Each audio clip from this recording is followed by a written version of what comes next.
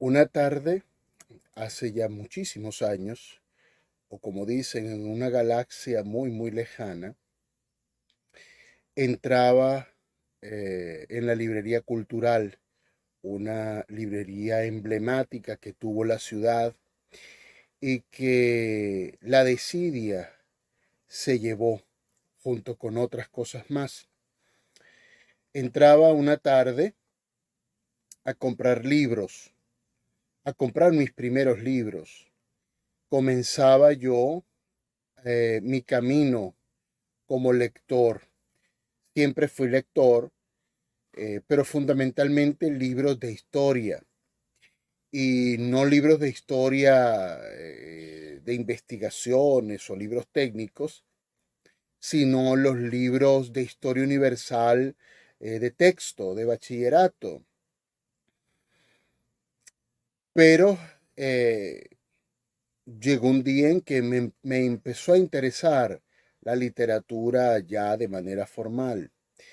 Una tarde entro a la librería cultural y compro cuatro novelas de dos autores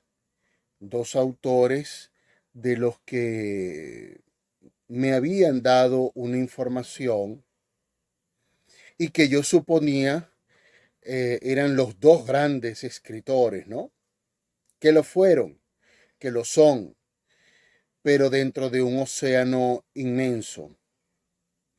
Estas cuatro novelas, estos dos autores son Franz Kafka y Hermann Hesse.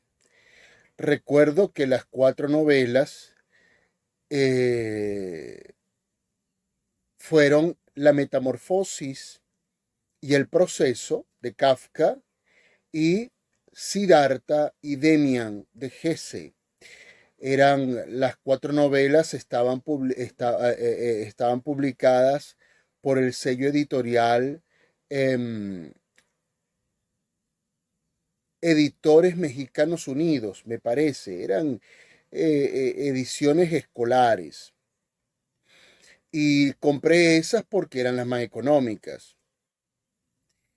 No sabía yo que en esos libros llenos de colores, particularmente en los libros de Hermann Hesse,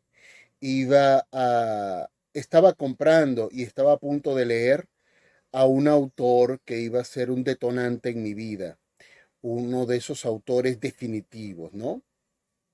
Me refiero, por supuesto, ya lo he mencionado, a Hermann Hesse. Recuerdo que de los dos libros de Hesse, el primero que leí fue Siddhartha, libro que me impactó mucho, que me gustó mucho en una primera lectura.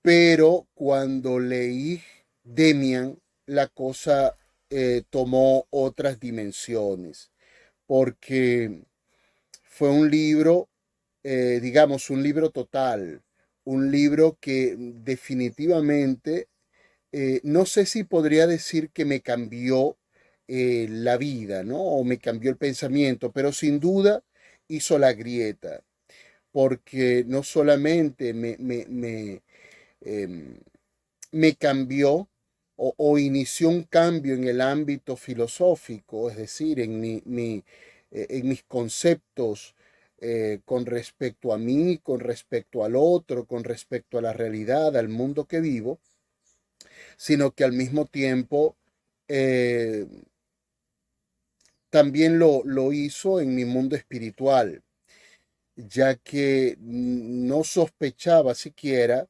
que en un libro, en una novela, se me pudiese hablar de la relación del hombre con Dios como en Demian.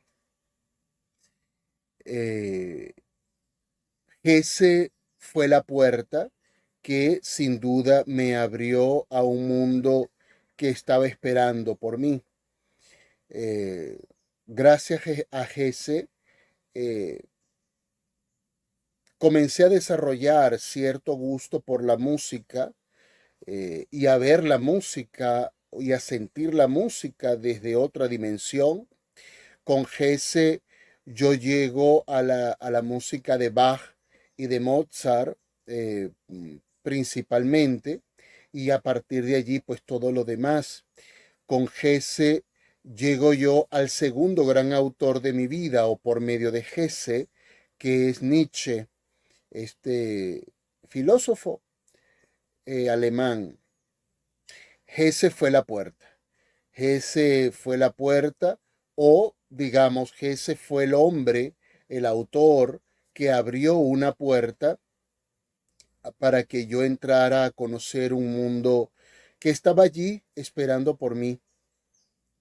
Hesse sin duda es uno de los autores más importantes del siglo XX, eh, lamentablemente reducido o contemplado o trabajado a partir de la idea de que es un autor para jóvenes, que es un autor de primeras etapas.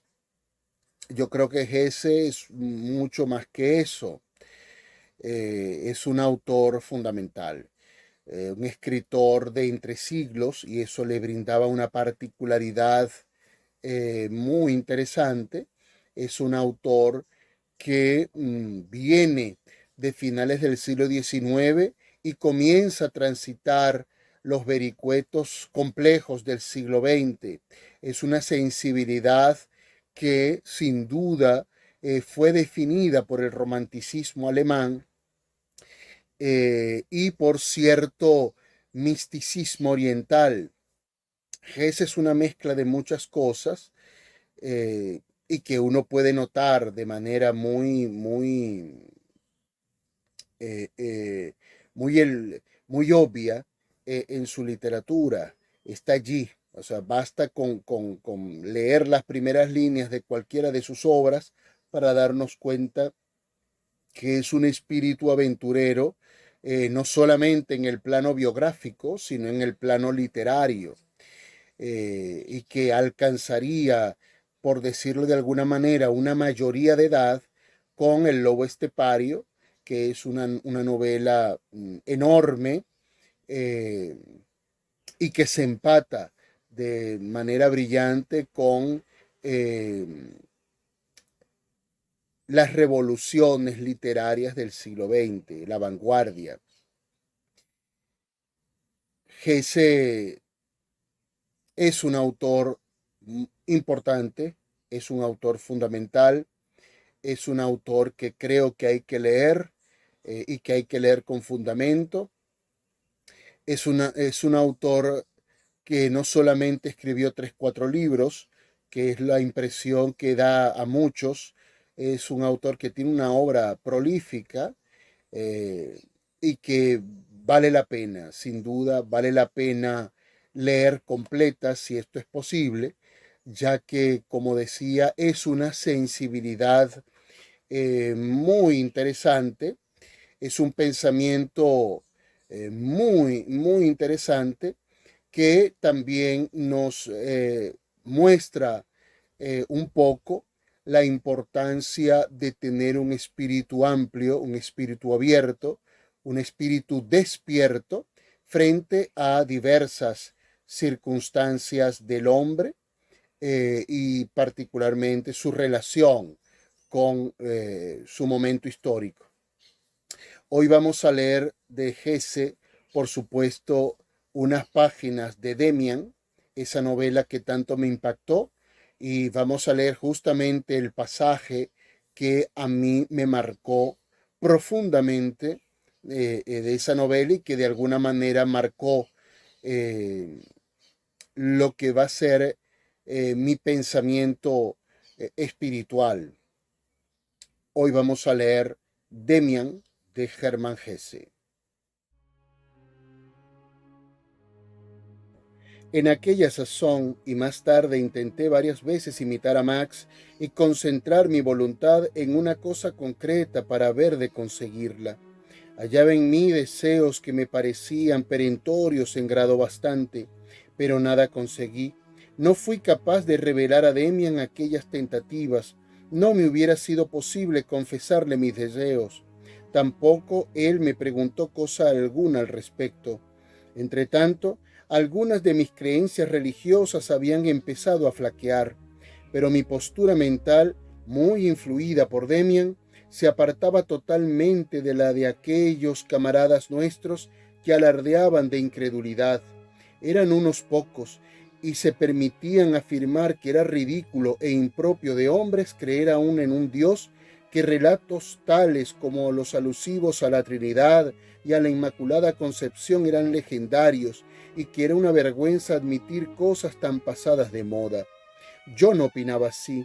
A pesar de mi espíritu crítico y gracias a mi experiencia infantil, sabía lo bastante de la realidad de una vida piadosa, tal como la llevaban, por ejemplo, mis padres, y tenía la plena seguridad de que no se trataba de nada indigno ni insincero.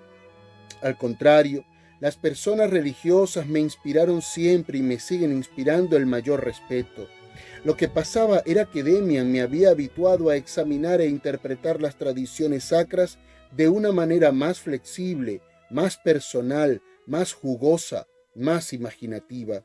A lo menos yo solía seguir con placer sus interpretaciones, aunque algunas me pareciesen demasiado fuertes, como la del episodio de Caín. Durante la instrucción preparatoria para la confirmación, volvió a darme otro susto con un comentario aún más atrevido. El párroco nos había hablado del Gólgota. La narración bíblica de la pasión y muerte del Salvador me había producido siempre hondísima impresión ya desde muy niño. Alguna vez en Viernes Santo, después de haber leído mi padre la historia de la pasión, me había yo sentido como trasladado a aquel mundo lleno de dolor, de belleza, de palidez espectral y con todo lleno también de vibrante vida real.